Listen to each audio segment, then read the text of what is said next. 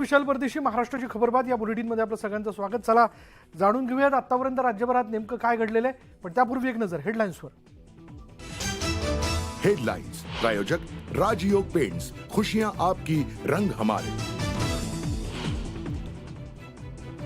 प्रकृती खालवल्यानंतर 5व्या दिवशीही मनोज जरांगे पाटील उपोषणावर ठाम. समाजासाठी आता मागे हटणार नाही, जरांगे पाटील आक्रमक.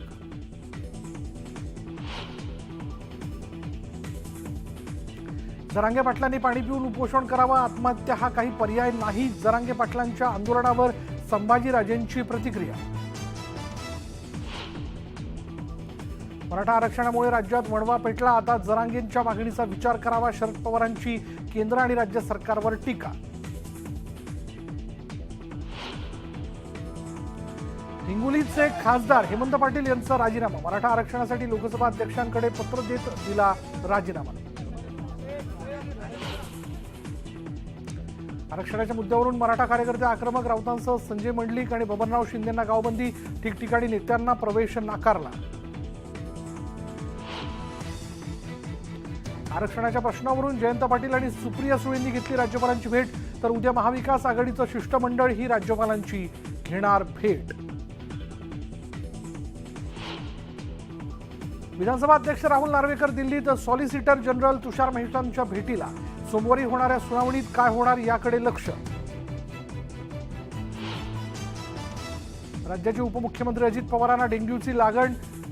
अजितदादा नाराजीच्या चर्चांना प्रफुल्ल पटेल यांचं ट्विटरवरून थेट उत्तर.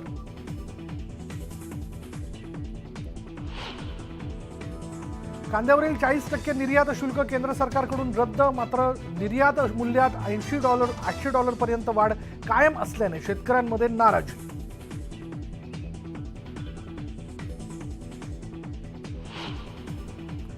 केरळच्या एर्नाकुलममध्ये एका पाठोपाठ 3 स्फोट. एकाचा मृत्यू तर 20 जण जखमी. एनआयएची टीम घटनास्थळी.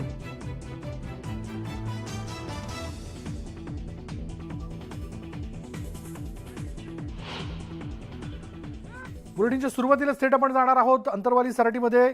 जरांगे पाटील यांची पत्रकार परिषद सुरू होते. बघूयात, आज त्यांची प्रकृती खालवलेली आहे, त्यांना बोलणंही कठीण आहे, पण आता ते कशा प्रकारे सगळ्या पत्रकारांशी संवाद साधतायत आणि राज्यातल्या जनतेला, मराठा बांधवांना काय आवाहन करतायत हे बघणं महत्त्वाचं ठरेल.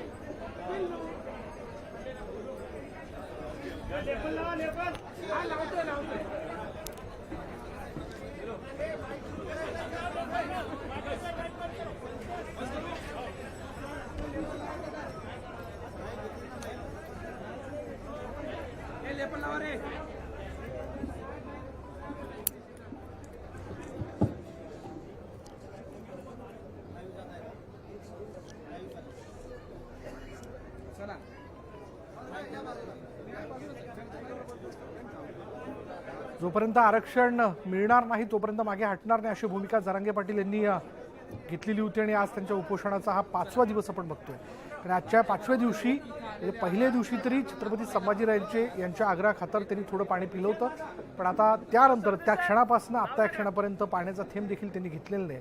म्हणून अर्थात त्यांची प्रकृती देखील ढासळल्याचं आपण बघतोय. अशक्तपणा त्यांना आलेला आहे, बोलणं देखील त्यांना कठीण होत आहे.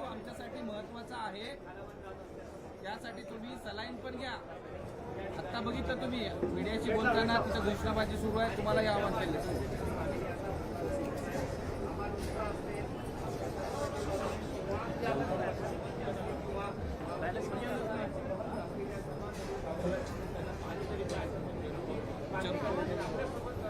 पाटील, राज्यभरातले लोक इथं आलेले आहेत आणि ते सगळे तुम्हाला विनंती करतायत की तुमचा जीव महत्वाचा आहे, पाणी प्या.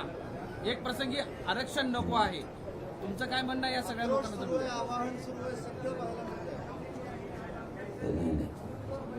इथं आपल्या सगळ्यांचा गोरगरिबाचा लेकराचा प्रश्न, इथं न माझ्या स्वार्थाचा प्रश्न आहे, न माझ्या समाजाच्या कोणाच्या एकाच्या स्वार्थाचा. ही लढाई घराघरातल्या गोरगरीब महाराष्ट्रातल्या मराठा समाजाच्या हक्काची लढाई. त्यामुळे इथं मागं सरपंच चालणार नाही. भावनिक होणं साहजिक आहे. एकमेकाविषयी माया येणं सुद्धा साहजिक आहे. आणि पिढ्याना पार आपल्या लेकरांचं वाटोळं होत आहे. ते वाटोळं होण्याचं राहणार नाही. आपल्या हातानं आपल्या लेकराचे आपण मुर्दे नाही पाडू शकत. त्यामुळं आपल्याला काही गोष्टी आपल्या जीवाची बाजी लावून आपल्या लेकरांसाठी लढायला लागणार. नुसतं भावनिक होऊन चालणार नाही. पाणी प्या किंवा सलाईन लावा म्हणून. तुमची माया मला कळती ते खरं आहे, परंतु त्याच्या पाठीमागं खूप मोठा न्याय आहे हे पण लक्षात ठेवा. तुमची माया मी नाकारत नाही. तुम्हाला माया येते समाज म्हणून ती मी नाकारत नाही. पण या पाठीमागं खूप मोठा समाजाच्या घराघरातल्या लोकांचा न्याय दडलेला आहे. आपल्याला ते न्याय घ्यायचा आहे. त्यामुळंच आपल्याला कोणाला तरी झिजायला लागणार आहे. नसता तुमच्या आणि माझ्या एका चुकीमुळं आपल्या समाजाच्या लेकराच्या अन्नात विष घालू नये ही माझी सगळ्या समाज बांधवांना विनंती. मी पुन्हा सांगतो, तुमची माया मी लुटून लावत नाही, परंतु ही ती वेळ नाही. आता एकमेकाचे माया करणं, पाणी पिणं किंवा सलाईन लावणं हे जर केलं तर उद्या आपल्याच लेकरांचे घात होणार आहेत. आपले लेकरं अशा लावून बसलेत की आता आपल्याला आरक्षण मिळणार आहे. मी पुन्हा सांगतो, तुमची माया मी नाकारत नाही, परंतु परिस्थिती आपल्या समोर अशी येऊन थांबली आता की न्यायाचा दिवस जवळ आला. पिढ्यांना पार लेकरं. आणि काही झालं तरी एकही पाण्याचा थेंब घेणार नाही, पाणी पिणार नाही अशी भूमिका या ठिकाणी मनोज जरांगे व्यक्त करताना दिसत आहेत. मराठा आरक्षणासाठी मनोज जरांगेंनी पुन्हा एकदा आमरण उपोषण सुरू केल्याचं आपण बघतोय. सरकार आणि जरांगे यांच्यातील संभाव्य चर्चेविषयी उपमुख्यमंत्री फडणवीसांनी केलेल्या वक्तव्यावर नवा वाद सुरू झालाय. तर जरांगे यांनी सरकारवर निशाणा साधलाय. त्यांच्या कानात गोळे घातले का? काल काय सांगितलं मग मी? या म्हणलं ना तुम्हाला मराठी अडवणार नाही चर्चेला. मराठा आरक्षणावरनं मनोज जरांगे पाटलांनी राज्य सरकारवर जोरदार हल्लाबोल केलाय. जरांगेंच्या उपोषणाचा 5वा दिवस असून या काळात सरकारी पातळीवर कोणत्याही हालचाली झालेल्या नाहीत. त्यामुळे जरांगे पाटलांनी पुन्हा एकदा उपोषणाचा मार्ग निवडलाय. दरम्यान प्रसारमाध्यमांसमोर चर्चा होत नसते असं वक्तव्य उपमुख्यमंत्री फडणवीसांनी एका वृत्तवाहिनीवरच्या मुलाखतीमध्ये केलेलं आहे. त्यावर जरांगे पाटलांनी ही तिखट शब्दात प्रतिक्रिया दिली आहे. मग काय त्यांच्या कानात गोळे घातले का? काल काय सांगितलं मग मी? या म्हणलं ना तुम्हाला मराठी अडवणार नाही चर्चेला. फक्त एकदाच तुम्ही चर्चेला या, मला बोलता येतं तोवर. नंतर येऊन उपयोग नाही. तुम्ही आजच्या आज या, उद्याच्या दिवसात या, तुम्ही या प्रत्यक्ष चर्चेला. खरं तर मनोज जरांगे पाटलांनी सरकारला 40 दिवसांची मुदत दिलेली होती. मात्र त्या 40 दिवसात सरकारला मराठा आरक्षणावर ठोस निर्णय घेता आला नाही आणि त्यामुळे जरांगे पाटलांनी पुन्हा एकदा उपोषणास्त्र उपसलंय. तर इकडे उपमुख्यमंत्री देवेंद्र फडणवीस हे विरोधकांच्या टार्गेटवर आले.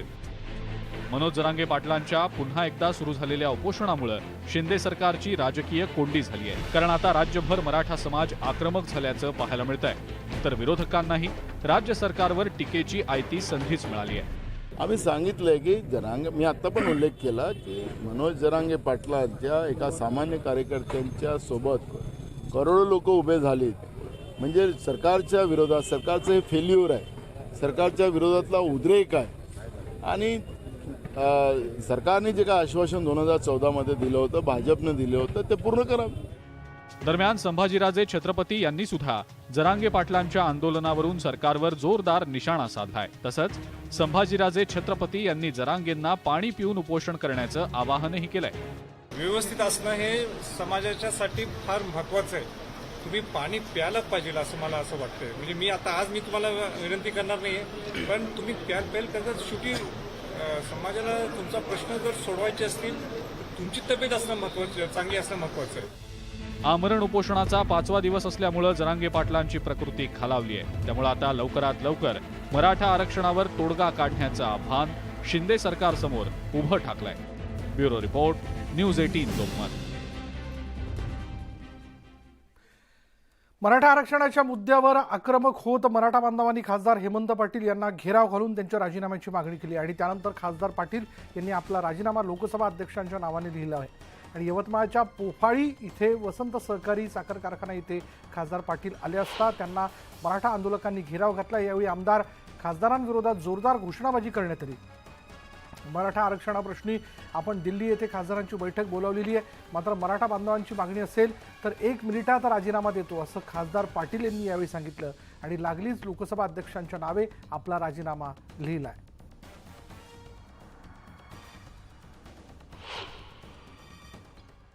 समाजातल्या कार्यकर्त्यांना विनंती आहे की आरक्षण हे मिळालं पाहिजे। त्यासाठी गावातल्या कार्यकर्त्यांनी गावात आंदोलन करावं, जे काही जिल्ह्याचे असतील त्यांनी जिल्ह्याच्या ठिकाणावर करावं। आम्ही लोकसभेचे खासदार आहोत। दिल्लीमध्ये यापूर्वी सर्व खासदारांची मी बैठक बोलवली होती। 23 खासदार याच्यामध्ये सहभागी झालेले होते आणि दिल्लीमध्ये मी स्वतः लोकसभा अध्यक्षांना भेटून हा राजीनामा देणार आहे, जेणेकरून देशाचं जे लक्ष आहे हे या प्रश्नाकडे वेधलं गेलं पाहिजे आणि मराठा समाजाला आरक्षण मिळालं पाहिजे। राज्य सरकारने मराठा आरक्षण संबंधीच्या शिंदे समितीला मुदतवाढ दिल्यानं आंदोलक प्रचंड आक्रमक झालेत। गावबंदी सोबतच आंदोलकांनी आता मंत्र्यांच्या नियोजित कार्यक्रमांना देखील कडाडून विरोध सुरू केलेला आहे। सत्ताधारीच नव्हे तर विरोधी पक्षातील नेत्यांनाही विरोधाचा सामना करावा लागतोय। कुठे वाहनांची तोडफोड तर कुठे घेराव तर कुठे प्रदर्शन अशा माध्यमातून राज्यभरातल्या मराठा समाज मराठा बांधव आक्रमकपणे रस्त्यावर उतरलाय। आरक्षणावर तोडगा निघत नसल्यानं आता सर्वच नेत्यांना गावबंदी करण्यात आली।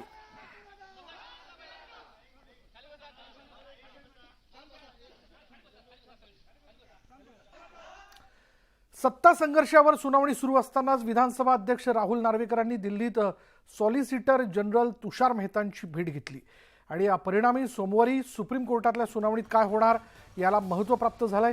याच पार्श्वभूमीवर राहुल नार्वेकर यांनी सॉलिसिटर जनरल तुषार मेहता यांच्याबरोबरची बैठक चर्चेचा विषय ठरली आहे।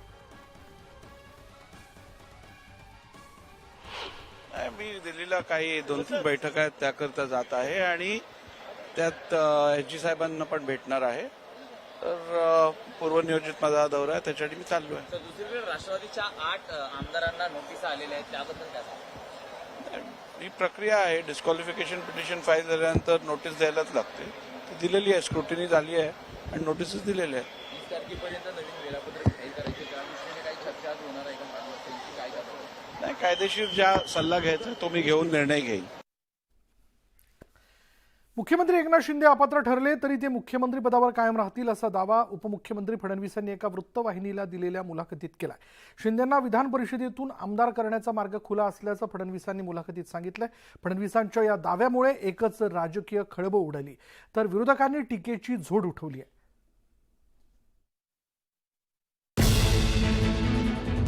शिवसेना आमदार अपात्रतेवरून राजकारण काही थांबायचं नाव घेत नाहीये।